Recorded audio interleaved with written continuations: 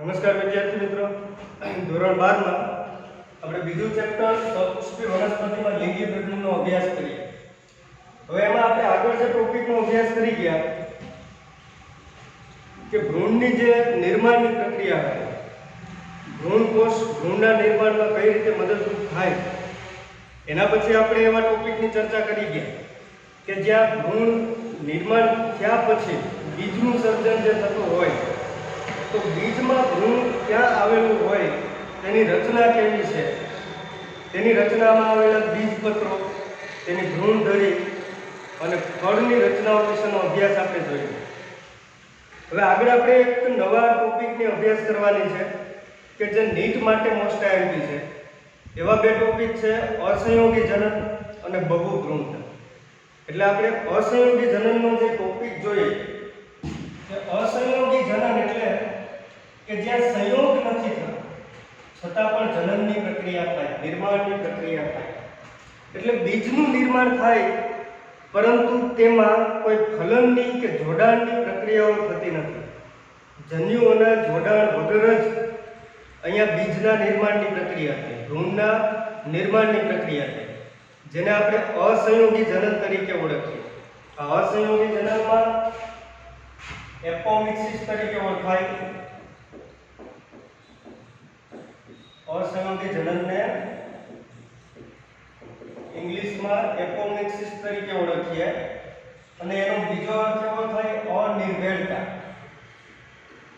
એટલે આ પ્રક્રિયાની અંદર અસંયોગી જનનની પ્રક્રિયામાં કોઈ ભેળસેળ નથી થતી. એનો મતલબ કે એક સામાન્ય ભાષામાં આપણે સમજીએ કે બે પરાગરજ કે જે કોઈ સ્ત્રી કેસરના સંપર્કમાં આવે અને પછી તેમના જન્યુઓ એકબીજાના સંપર્કમાં આવે તો નર વનસ્પતિ અને માદા વનસ્પતિના લક્ષણોમાં થોડા ઘણા પ્રમાણમાં જે ભિન્નતા હશે, આ ભિન્ન લક્ષણો એકબીજામાં જોડાશે અને કંઈક નવા લક્ષણ દર્શાવતી વનસ્પતિ નિર્માણ પામે.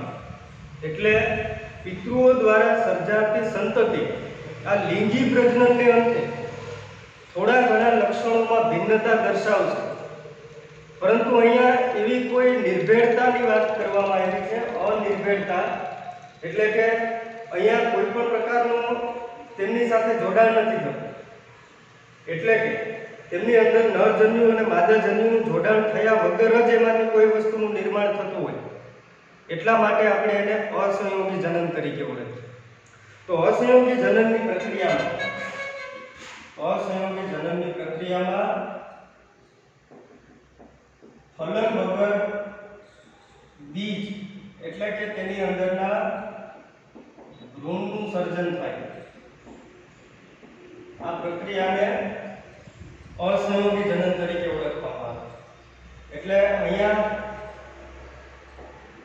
અસંયોગી જનન કે જે અલિંગી પ્રજનન સ્વરૂપે થાય. અસંયોગી જનન ખરેખર અલિંગી પ્રજનન સ્વરૂપે થાય. આપણે એટલા માટે કહી શકીએ કે ભાઈ આ પ્રક્રિયામાં જન્યુઓનું જોડાણ થતું નથી અને એક જ પિતૃ દ્વારા નવી સંતતિનું સર્જન થઈ શકે, બીજનું નિર્માણ થઈ શકે. એટલા માટે આ એક અલિંગી પ્રજનન સ્વરૂપની પ્રક્રિયા છે. પરંતુ આમાં પણ પ્રજનન કોષોનું સર્જન થાય. જો વાસ્તવિક અલિંગી પ્રજનન હોય તો ત્યાં પ્રજનન કોષોનું સર્જન થવું જોઈએ નહીં. પરંતુ અહીંયા પ્રજનન કોષોનું સર્જન થાય છે, પરંતુ આ પ્રજનન કોષો પ્રજનનની પ્રક્રિયામાં ભાગ લેતા નથી. એટલે કે આગળને તેને અનુસરીને ફલનની પ્રક્રિયાઓ થતી નથી. એટલે અલિંગી પ્રજનન જેવી પ્રક્રિયા છે છતાં પણ તેમાં લિંગી પ્રજનનની નકલ કરવામાં આવે, પરંતુ તેમાં લિંગી પ્રજનનની નકલ થાય છે.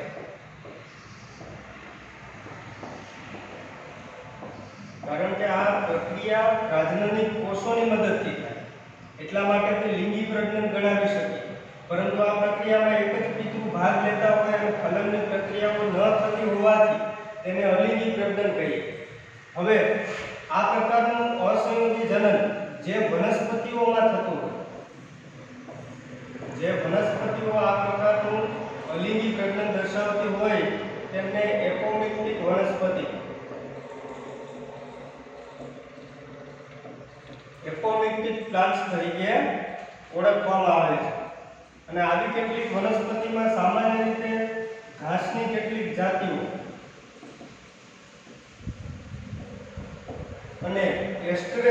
કોષની વનસ્પતિનો સમાવેશ થાય.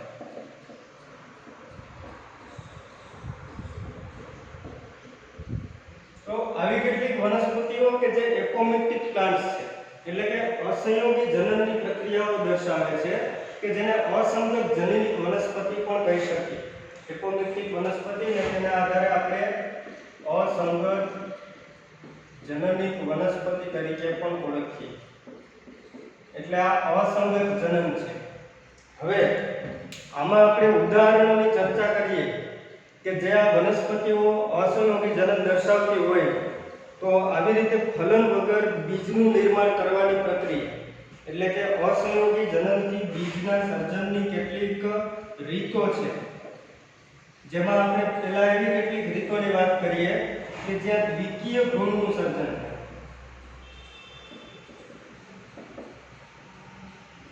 દ્વિકીય ભ્રૂણના સર્જનની પ્રક્રિયા છે. તો આ પ્રક્રિયા જોઈએ કે સામાન્ય રીતે તો ફલનની પ્રક્રિયામાં ભ્રૂણકૂટના અંડકોષ સાથે નરજન્યુઓ પૈકીનો એક નરજન્યુ જોડાય અને તેમાંથી ભ્રૂણનું સર્જન કરે, યુગ્મનજનું સર્જન કરે. પરંતુ અહીંયા તો ફલનની પ્રક્રિયાઓ ન થતી હોવાથી અંડકોષ અને બાકીના કેટલાક કોષો પણ ભ્રૂણના સર્જનમાં ભાગ લેશે. એટલે આપણે દ્વિકીય ભ્રૂણની વાત કરીએ તો આપણે વિચાર કરવો પડે કે ભ્રૂણકૂટના પ્રત્યેક કોષો એમાં ફક્ત દ્વિકીય કોષ કેન્દ્રને બાદ કરતા બધા જ કોષો એકકીય હતા, એટલે તે દ્વિકીય ભ્રૂણનું સર્જન ન કરી શકે. પરંતુ દ્વિકીય ભ્રૂણનું સર્જન કરવા માટેની પહેલી રીત છે, જેને આપણે કહીએ જનીય અબીજાણુતા. જનીય અબીજાણુતાની ઘટના. તો આ રચના સમજો પહેલા કે જો કોઈ અંડકની અંદર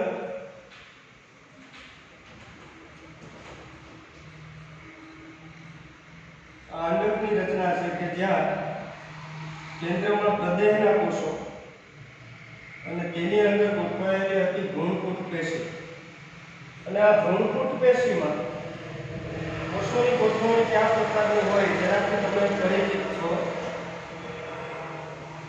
કે જ્યાં ત્રણ કોષો મળી અંગપ્રસાધન બનાવે અને તેનાથી વિરુદ્ધ તરફ ત્રણ પ્રતિધ્રુવીય કોષો અને કેન્દ્રમાં ધ્રુવીય કોષો. હવે આપણે વાત કરવાની છે દ્વિકીય પ્રકારના કોષો.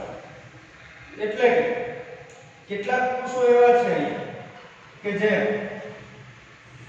જ્યારે ભ્રૂણકૂટ પેશી બનતી હોય ત્યારે પ્રદેહના કોષોમાં આ પ્રદેહનો જે આખો કોષનો સમૂહ તેમની અંદર કોઈ એક કોષ વિભેદિત થશે જે મોટા કદનો રહે.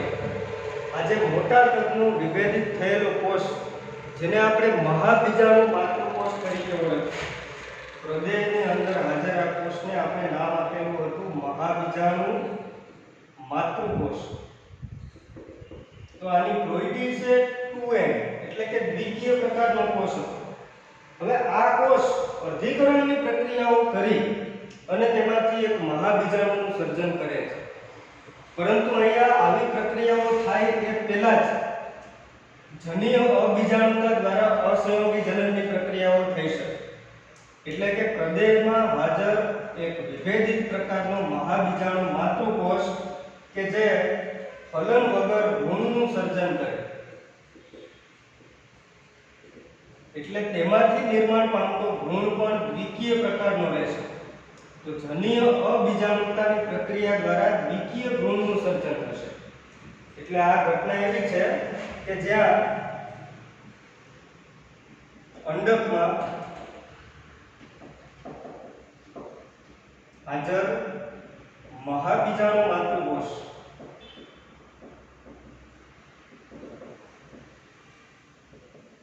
ફલન વગર સીધો જ દ્વિકીય પ્રકારના ભ્રૂણનું સર્જન કરે ત્યારે આ ઘટના અસંયોગી જનનની જનીય અબીજાણુતા છે.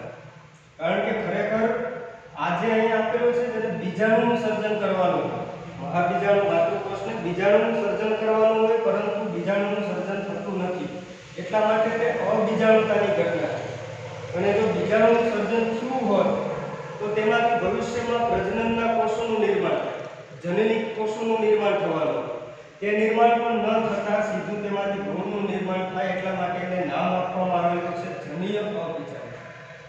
બીજા એક પ્રકારની ચર્ચા કરીએ તે છે દૈહિક અબીજાણુતા.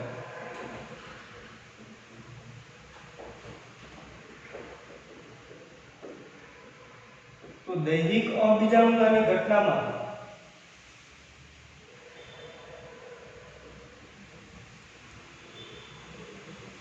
અંડકની અંદર હાજર હૃદયના કોષો અને હૃદયની બહાર તરફ અંડક આવરણના કોષો, એટલે કે અહીંયા હૃદય અને અંડક આવરણ, આ બંનેની અંદરના હાજર કોષો 2n પ્રકારના હતા, એટલે કે ટેટ્રાપ્લોઇડી દ્વિકીય પ્રકારના છે. તો આ પ્રકારના કોષો ફલન વગર સીધા જ દ્વિકીય પ્રકારના ભ્રૂણનું સર્જન કરે છે. અંડક આવરણ અને હૃદયના કોષો દ્વિકીય પ્રકારના ભ્રૂણનું સર્જન કરે તો આ પ્રક્રિયા થઈ અસંયોગી જનનની દૈહિક અબીજાણુ. કારણ કે ખરેખર હૃદય અને અંડક આવરણના કોષો કે જે ક્યારેય પ્રજનન કોષોનું સર્જન કરતા નથી, જન્યુઓનું સર્જન કરતા નથી, પરંતુ તે દેહના એક ભાગ છે, એટલે તેમના કોષો દૈહિક કોષો છે. હવે દૈહિક કોષોની મદદથી જો આ પ્રકારે ભ્રૂણનું સર્જન થતું હોય તો એને નામ આપી શકાય દૈહિક અબીજાણુ. એટલે અહીંયા કેટલીકવાર અંડકના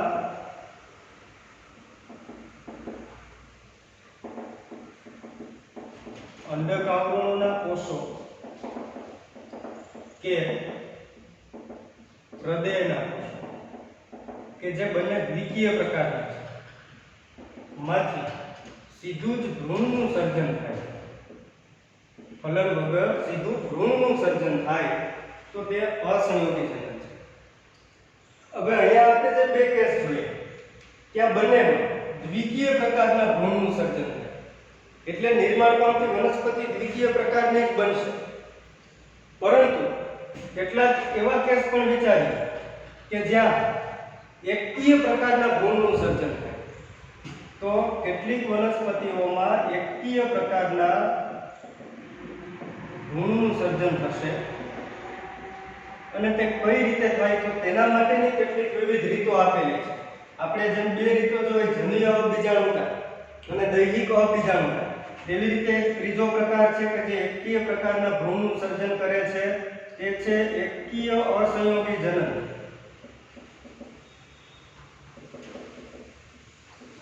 આ પ્રકાર છે એકકીય અસંયોગી જનન. તો એકકીય અસંયોગી જનન એટલે કે અફલિત અંડકોષમાંથી સીધા ભ્રૂણનું સર્જન થાય. એનો અર્થ થશે કે ભ્રૂણકૂટ પેશીના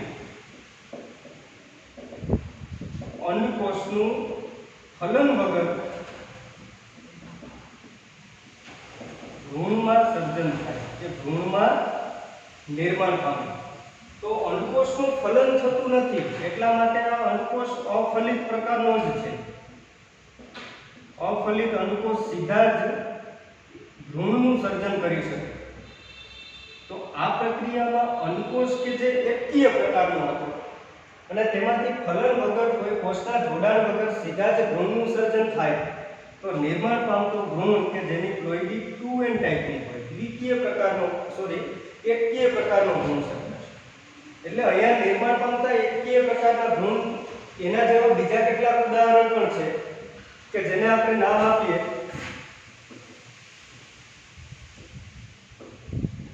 એકકીય અજન્યુતા. આ પ્રકાર છે એકકીય અજન્યુતાનો પ્રકાર, કે જ્યાં એકકીય પ્રકારના કોષો કે જે પોતે જન્યુ છે, એટલે કે અંડકોષ પણ એક જન્યુ હતો તેવી રીતે તેના સિવાયના ભ્રૂણકૂટ પેશીના બધા જ કોષો જન્યુ છે, પરંતુ તેમાંના એકકીય કોષો કેટલા? તો અંડકોષ સિવાયના એકકીય કોષોની જો વાત કરીએ તો 2 સહાયક કોષો અને 3 પ્રતિધ્રુવીય કોષો કે જે ભ્રૂણકૂટ પેશીના એકકીય પ્રકારના જન્યુઓ હતા. હવે આ જન્યુઓ જન્યુ ન રહેતા સીધા જ ફલન વગર ભ્રૂણનું સર્જન કરી નાખે તો તેને આપણે એકકીય પ્રકારની અજન્યુતા કહીશું. એટલે અહીંયા ભ્રૂણકૂટ પેશીના અંડકોષ સિવાયના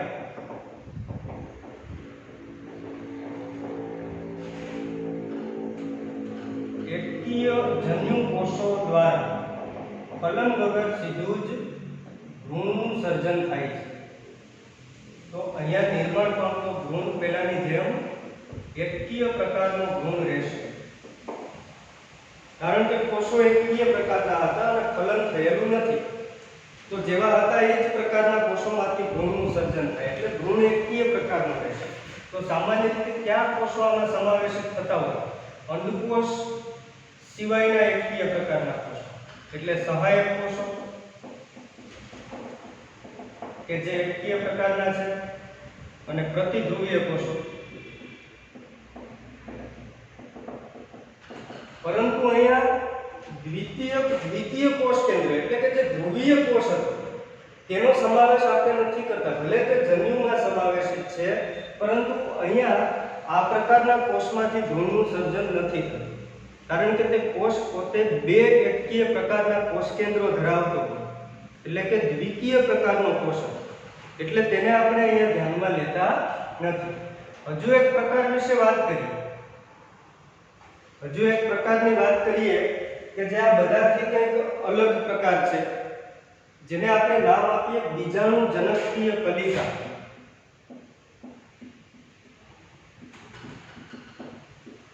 બીજાણુજનકીય કલિકા તરીકે ઓળખાય. અને આ જે પ્રકાર આપેલો છે કંઈક વિશિષ્ટ પ્રકારે ભ્રૂણનું સર્જન કરે, એટલે કે અંડકની રચનામાં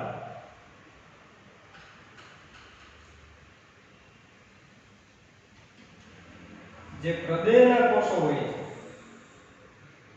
અને પ્રદેહના કોષોની અંદર તરફ ભ્રૂણકુટ પેશી આવેલી છે.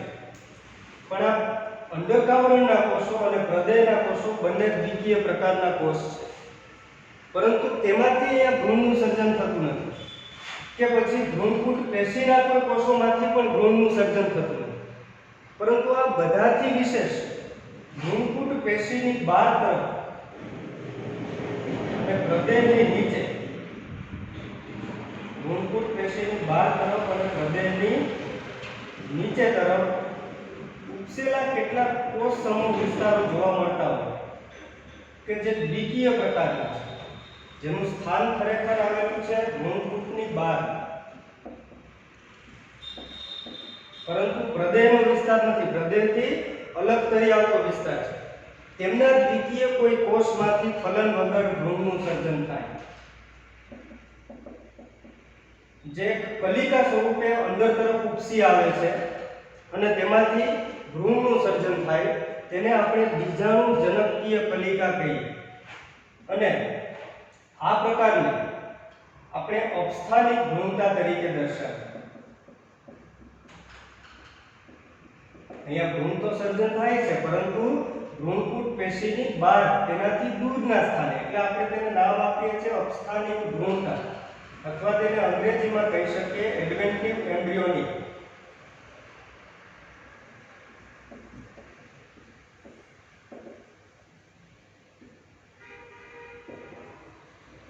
એડવેન્ટિવ એમ્બ્રિયોનિક. તો અહીંયા જે પ્રકાર આપેલો છે બીજાણુજનકીય કલિકા, કે જ્યાં અપસ્થાનિક ભ્રૂણતા જોવા મળે, એટલે કે એડવેન્ટિવ એમ્બ્રિયોની જોવા મળતી હોય, આ કેટલીક વિશિષ્ટ પ્રકારની વનસ્પતિઓમાં જોવા મળે છે. તો આ વનસ્પતિ તરીકે લીંબુ એટલે કે સાઇટ્રસ અને આંબો, કેરી એટલે કે મેંગો, આ પ્રકારની વનસ્પતિઓમાં જોવા મળે. તો આ હતી અસંયોગી જનનની વિવિધ રીતો, કે જ્યાં ફલન ન થતું હોવા છતાં પણ ઘણી બધી રીતે ભ્રૂણનું સર્જન થાય છે.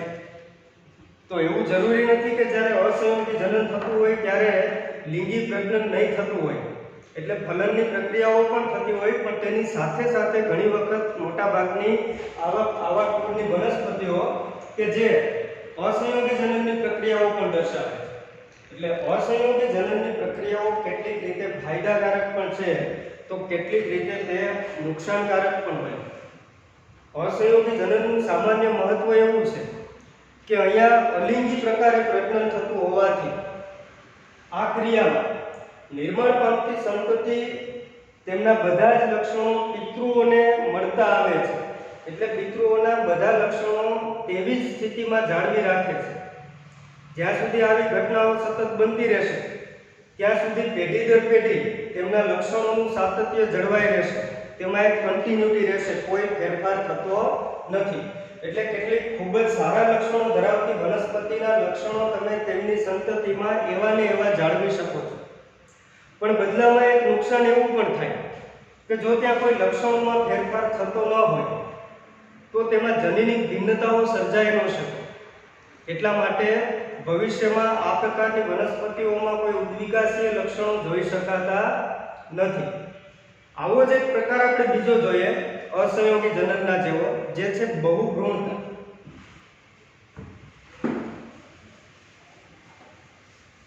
બહુભ્રૂણતા એટલે કે પોલીએમ્બ્રિયોન, કે જ્યાં એક કરતા વધારે ભ્રૂણનું સર્જન થાય. એટલે કે એક કરતા વધારે ભ્રૂણ એક જ બીજમાં હોઈ શકે, અથવા તો ફળની અંદર ઘણા બધા બીજનું સર્જન થાય, અથવા એવું પણ બને કે એક કરતા વધારે ઘણી મોટી સંખ્યામાં ફળનું પણ સર્જન કરાવી શકે. એટલે બહુભ્રૂણતા એક એવી જ ઘટના થઈ જે અસંયોગી જનનથી થોડો અલગ પ્રકાર છે.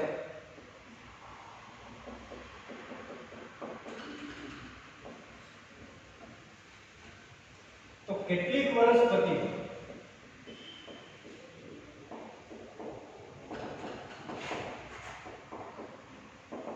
એક કરતા વધારે ભ્રૂણનું સર્જન કરી શકે.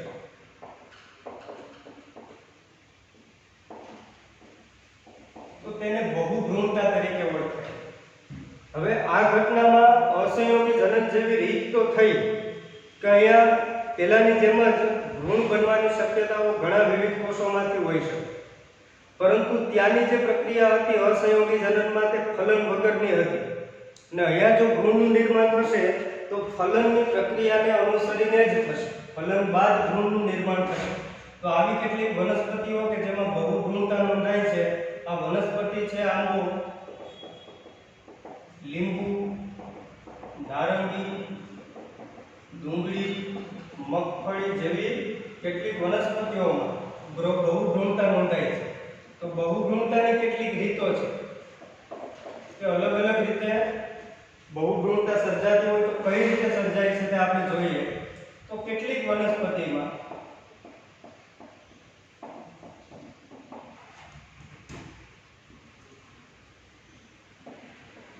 ભ્રૂણપૂટ પેશીના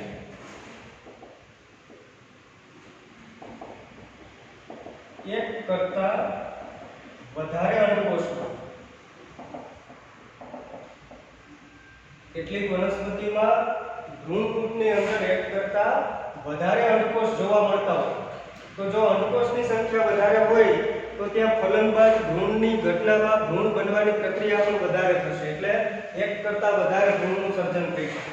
તો કેટલીક વાર એવું બનતું હોય કે કોઈ વનસ્પતિની જાતિમાં અંડકમાં એક કરતા વધારે સંખ્યામાં ભ્રૂણપૂટનું સર્જન, ત્યારે પણ તેમની અંદર વધારે સંખ્યામાં ભ્રૂણનું સર્જન થઈ શકે. કારણ કે અહીંયા અંડક ભલે એક હોય પણ તેની અંદર ભ્રૂણપૂટ ઘણી સંખ્યામાં હોય, તો જેટલા ભ્રૂણપૂટ હોય એટલા ભ્રૂણ સર્જન થવાની ઘટના થઈ શકે. તો કેટલીક વાર એવું બને કે કેટલીક વનસ્પતિઓમાં અંડકો મોટી સંખ્યામાં હોય એટલે ત્યાં ભ્રૂણની સંખ્યા વધતી હોય. પણ હવે તે એક સામાન્ય પ્રકાર છે. હવે કેટલાક કેસ એવા છે કે જ્યાં અંડકમાં અંડકોષ ઉપરાંત ભ્રૂણપૂટ પેશીમાં અંડકોષ ઉપરાંત ભ્રૂણપૂટના અન્ય કોષો જેમ કે સહાયક કોષો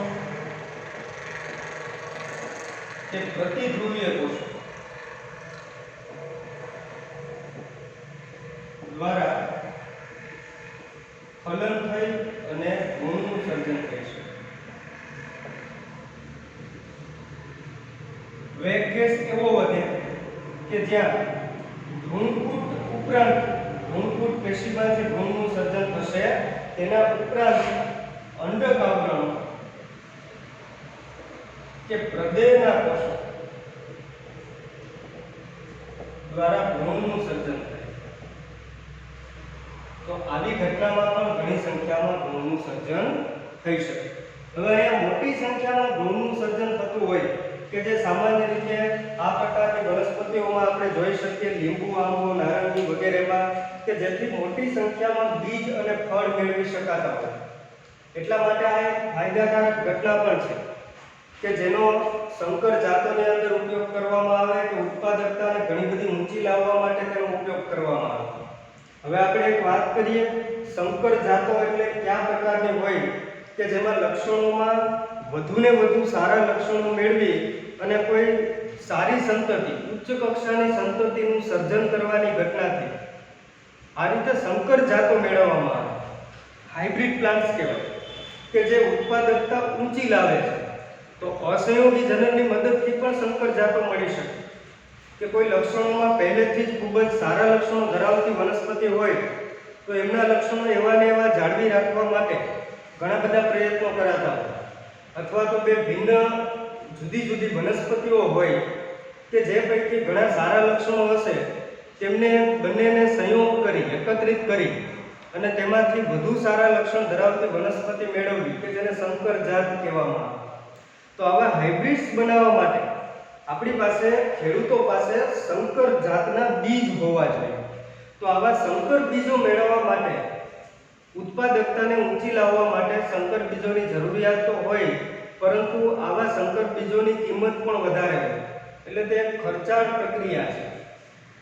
એટલે બધાને પરવડે એ માટે સંકર જાતો મેળવવા માટે અસંયોગી જનનનો ઉપયોગ પણ થાય. કારણ કે જો પહેલેથી કોઈ સંકર જાતો મેળવેલી હોય, તેમના બીજને જ્યારે ઉગાડવામાં આવતા હોય ને એમાંથી સંતતિનું સર્જન થાય તો એમાં બની શકે કે સંતતિના લક્ષણોનું વિશ્લેષણ થઈ જાય. લક્ષણોનું વિશ્લેષણ થવું એટલે કે તેમાં ફેરફાર આવી જતા હોય, અને આ એક વિશ્લેષણના નિયમને આધીન ઘટના છે કે જે તમે આગળના એક ચેપ્ટરમાં ભણવાના છો, આનુવંશિકતા અને ભિન્નતાના સિદ્ધાંતો, કે જ્યાં મેન્ડલના કેટલાક નિયમોને અનુસરીને વિશ્લેષણની ઘટના દર્શાવેલી છે. તો આવી પ્રક્રિયાઓને પરિણામે સંકર જાતોમાંથી જે બીજ મેળવેલા હોય તેને જ્યારે ઉગાડવામાં આવતા હોય ત્યારે તેમાં લક્ષણોનું થોડું ઘણા પ્રમાણમાં પણ જો વિશ્લેષણ થતું હોય તો જે વનસ્પતિમાંથી લક્ષણો મેળવેલા હતા એવા ને એવા લક્ષણો તેમની સંતતિમાં જળવાઈ રહેતા નથી. એટલે આપણે હર વર્ષે નવા નવા સંકર બીજોની જરૂરિયાત ઊભી થાય.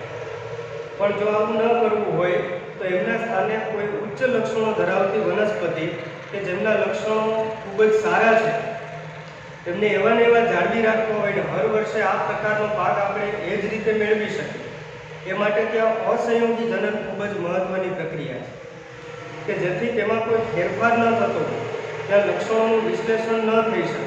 કારણ કે ત્યાં એક જ વનસ્પતિ દ્વારા સંતતિનું સર્જન થાય છે. એટલા માટે એમના જે લક્ષણો હતા તે યથાવત સંતતિમાં પણ રહેશે. તો અસંયોગી જનનની પ્રક્રિયા કે જે લક્ષણોને એવા ને એવા જાળવી રાખતા હોવાથી આ ઘટના સંકર જાતો મેળવવા માટે ખૂબ જ જરૂરી થઈ છે. તો અહીંયા આપણે આ ચેપ્ટરના મહત્વપૂર્ણ ટોપિકને પૂરા કરીએ અને આ ચેપ્ટર અહીંયા પૂરું થાય કે જેના આ બે ટોપિક હતા કે જે નીટ માટે વધારે અગત્યના. Thank you.